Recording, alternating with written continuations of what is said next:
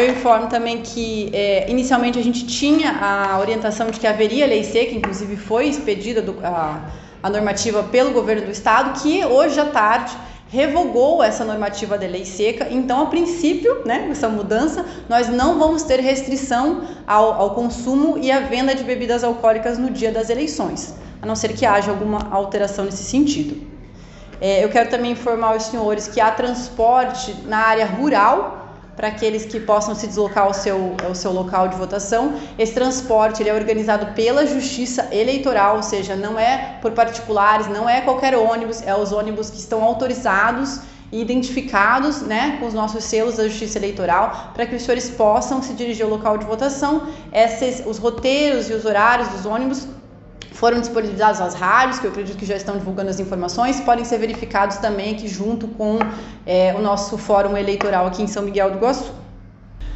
O eleitor pode comparecer vestido de qualquer forma aos locais de votação, não existe nenhuma restrição, nem a camiseta de time, nem a camiseta da seleção brasileira e nem mesmo a camisetas que identifiquem o candidato em quem ele quer votar. Isso não é proibido ao eleitor. É permitida a manifestação que a gente chama de manifestação silenciosa do eleitor no dia da votação. Então ele pode usar camiseta, ele pode usar broche, ele pode usar boné, não vai ser impedido de forma alguma de entrar nos nossos prédios de votação.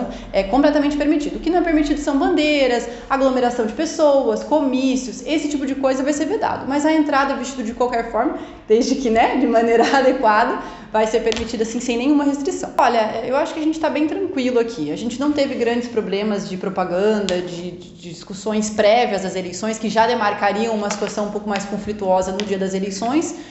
Toda a nossa equipe está preparada, os mesários treinados, equipe de segurança pronta, então eu realmente acho que a gente não vai enfrentar grandes problemas no dia da eleição, não. Então, até você tinha me questionado antes, nós temos 395 eleitores entre São Miguel do Iguaçu e Itaipulândia, que estão com 16 ou 17 anos, né?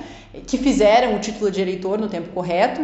Então, essas pessoas vão fazer a primeira votação. Elas não são obrigadas, mesmo tendo feito o título, né? A obrigação começa aos 18 anos, mas é importante a participação, né, do nosso eleitor jovem nessa eleição, trazendo para, né, as nossas escolhas para o nosso país essa opinião que tem, a formação, né? Então é muito importante a participação dos jovens nessa eleição.